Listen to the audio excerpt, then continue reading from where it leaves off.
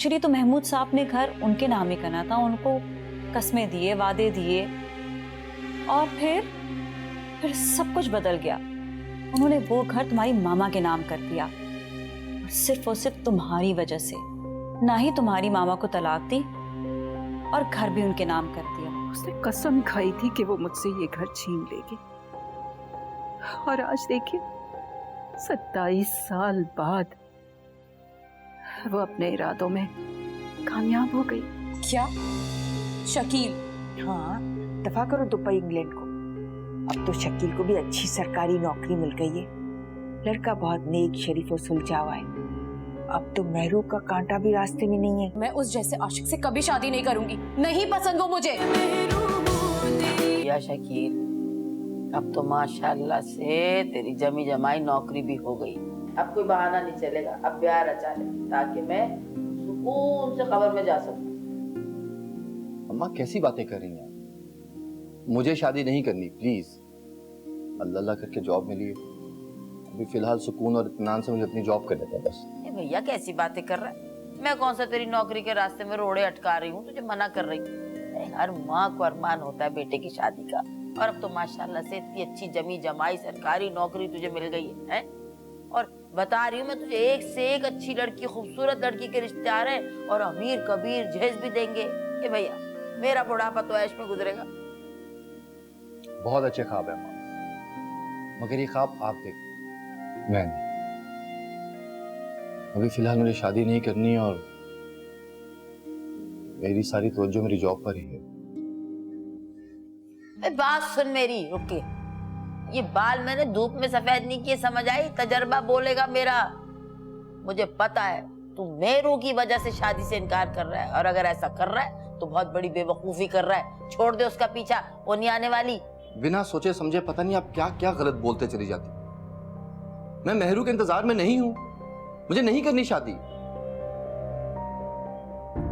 फिलहाल मुझे ज़हनी तौर पर सेटल तो होने दें।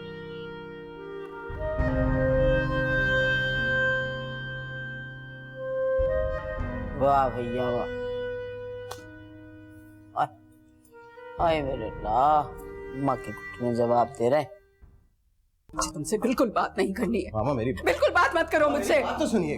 मुझे तुमसे कोई बात नहीं करनी है। मेरी एक बात सुन लेंगी प्लीज? ठीक है, बोलो। मैंने आपके लिए एक घर ढूंढा, आप वहां पे शिफ्ट हो। मैं क्या लगता मैं अपना घर छोड़कर कहीं और शिफ्ट हो जाऊंगी? अजहर, तुम्हारा जो जी चाहता है करो, जिससे मिलना है मिलो, जिससे शादी करनी है कर लो, मैं तुम्हें मना नहीं करूंगी। आज से मैंने अपने सारे हक खत्म कर दिए हैं तुम पर। मामा मैं जानता हूँ आप मुझसे नाराज हैं, मगर यहाँ से जाने के बाद आपको किसी ठिकाने की जरूरत तो पड़ेगी ना। तुम्हें मेरे ठिकाने की फिक्र क्यों हो रही है? हसन, आई एम सरप्राइज कि तुम्हें मेरे ठिकाने की फिक्र हो रही है। माँ मरे या जिए तुम्हें इससे क्या? तुम जाओ, जाकर अपने दिल की मानो, ऐश करो।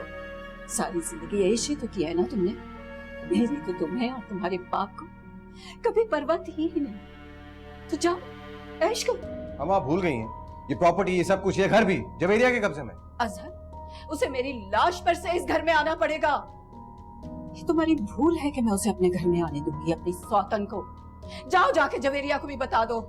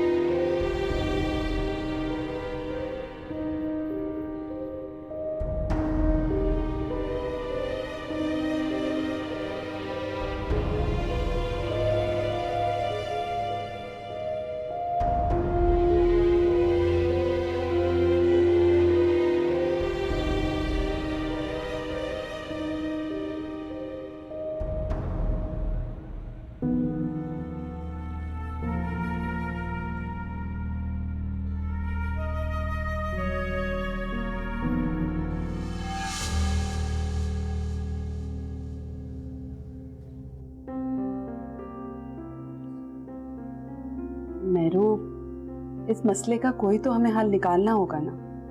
किस मसले का? तुम कहो तो मैं अजहर से बात करूं? बिल्कुल नहीं। आपको कितनी बार कह चुकी हूँ आप, अजहर से किसी बारे में कोई बात नहीं करनी है किसी ने। मगर मेरू, प्लीज मुझे खुद से कुछ करने दे। मैं अपने पैरों पर खड़े होकर कुछ करना चाहती हूँ, कुछ बनना चाहती हूँ, दुनिया को फेस करना चाहती हूँ। अब अपनी जिंदगी अपनी मर्जी से गुजारूंगी। मादर पितर आजाद होकर? नहीं हाफी, मैं ना पहले अपने हुदूद भूली थी ना अभी भूलूंगी। मैं आजादी की ख्वाहिश रखती हूँ लेकिन आजाद नहीं होना चाहती।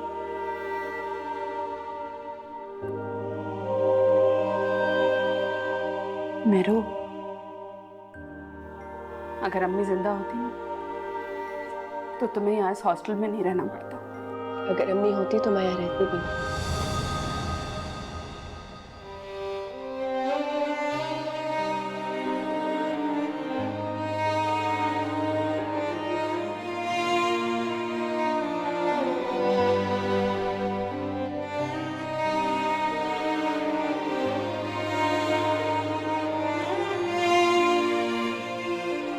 आप चाय पियेंगे?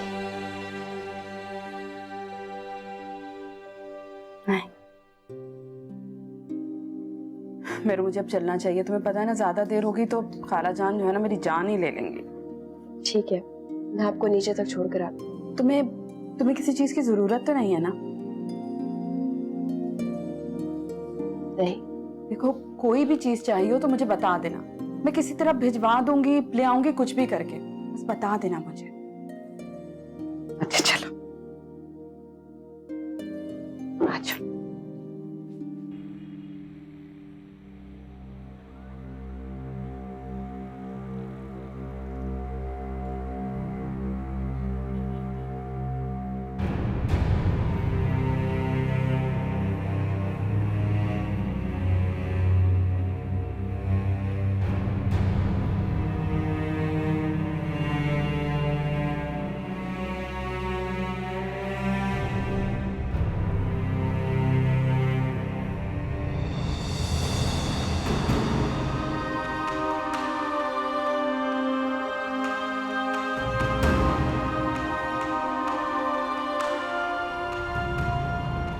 तुम वहाँ क्या कर रहे थे?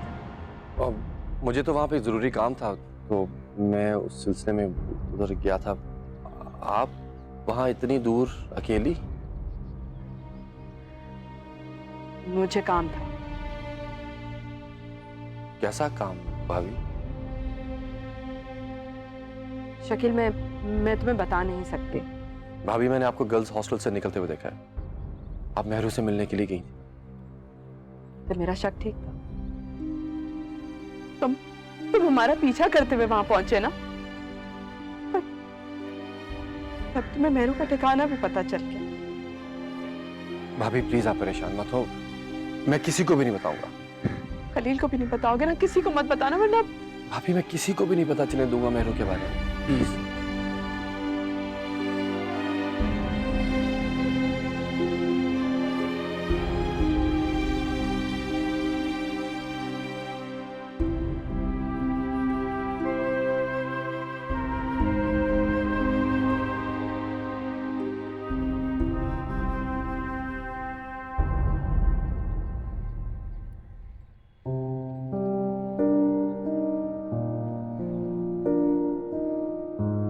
शकील ने मुझे मेहरू से मिलते हुए देख लिया, कहीं अपना मुंह ना खोलते।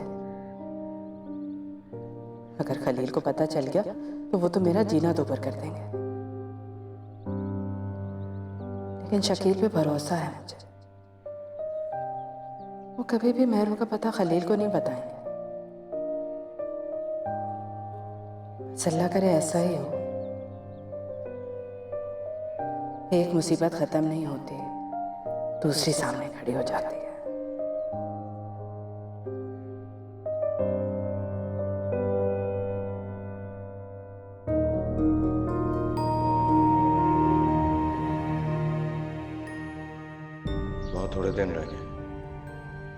फिर हमें ये घर खाली करना होगा। तब मामा कहाँ जाएंगे? जवेरिया भी नहीं मान रही है। अगर जवेरिया ये बात मामा को बताए कि मैंने आपके लिए एक खूबसूरत घर खरीदा है, तो शायद उनका दिल नरम पड़ जाए।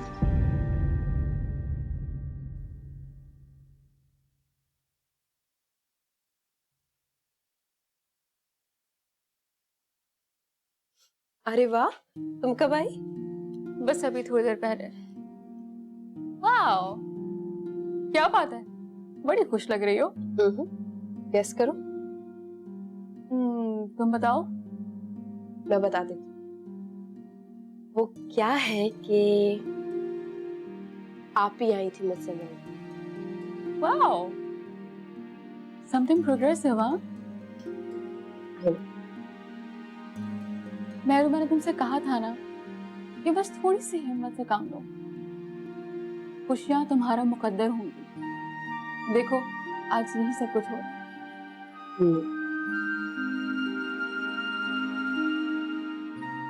शुक्रिया ये सब कुछ करने के लिए। सच में अगर तुम ना होती पता नहीं मैं सब कुछ कैसे करती। Thank you. यार कब तक मुझे इस तरह से थैंक यू करती रहोगी? कम ऑन, हम दोस्त हैं, चलते रहते हैं दोस्तों में, तो इतना थैंकफुल होने की जरूरत नहीं है। I have something to show you. देखो कैसा है। फोन लिया है क्या? अच्छा है।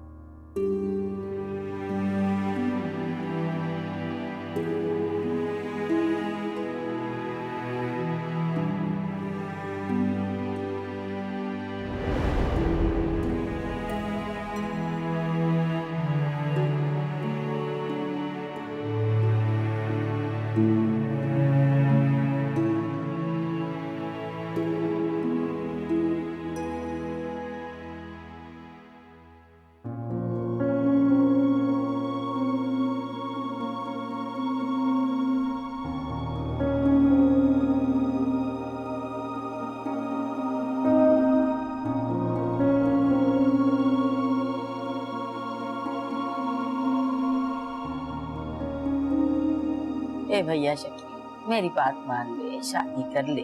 और बात सुन, अगर मेरू को लेके तेरे दिमाग में कुछ चल रहा है तो अपने दिल और दिमाग से ये बात बिल्कुल निकाल दे।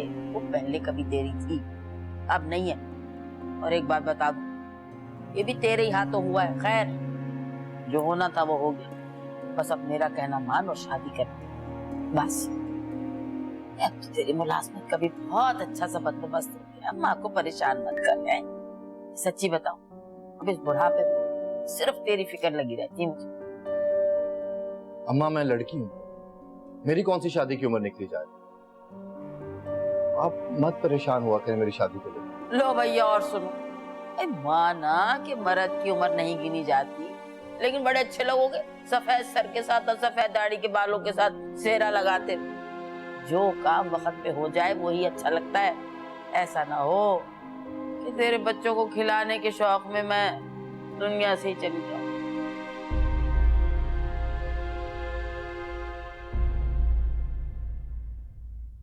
मैरो, इतनी रात तक तुम पढ़ती रहती हो और सुबह इतनी जल्दी कैसे उठ जाती हो यार?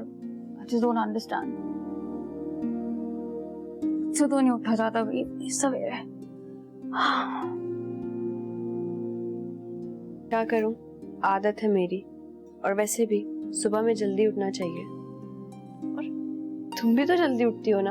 हाँ भाई, हम गरीबों की तो मजबूरी है, नौकरी की तो नखरा की, उठना पड़ता है, क्या करें। चलो अब सो जाओ, इट्स लेट। ओके, अब मैं भी सोती हूँ। तुम्हें देखते देखते मुझे भी नींद आ गई। Good night. Good night.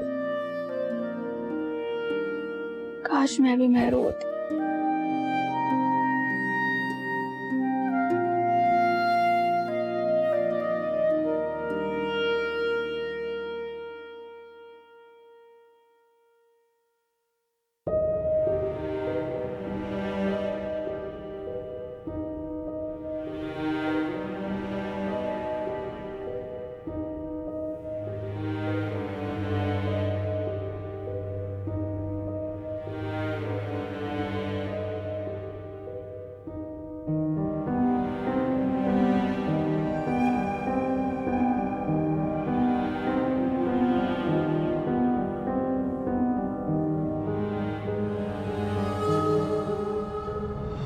लड़की, उफ, शामू काका, डरा दिया आपने तो मुझे। क्यों? तुम कोई डरने वाला काम कर रही थी? नहीं, वो तो मैं मैडम से पूछने आई थी। अगर उन्हें कोई काम है तो मुझे बता दें। अभी तो मैं मैडम के लिए कॉफी बना रहा हूँ। तुम ऐसा करो, ऊपर जाओ और मैडम के सारे ड्रेसेस निकाल कर देख लो।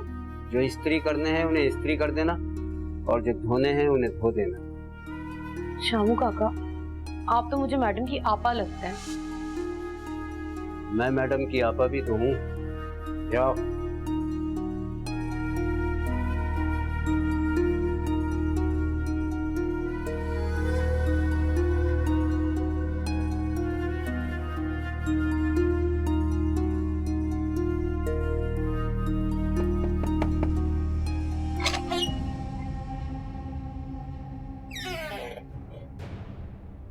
Good morning madam. Good morning. Shamu काका, नाश्ता तैयार है? जी मैडम, नाश्ता तैयार है, आप आ जाओ। ऑलराइट।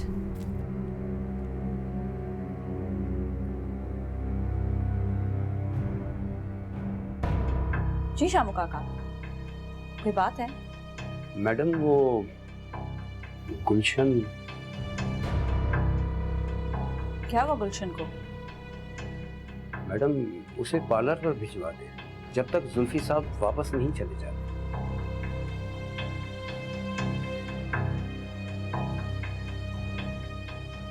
बुलाएं गुलशन को। अभी? नहीं, बल्कि एक सेकंड रुकिए, मैं शिवा को कॉल करती हूँ पहले। हाँ शिवा, मैं तुम्हारे पार्लर में गुलशन को भेज रही हूँ तुम्हारा गला दबाने के लिए। समझ नहीं आ रही है? बेवकूफ। इडियट। एक तो एक से बढ़कर एक कम अकल मिला है मुझे।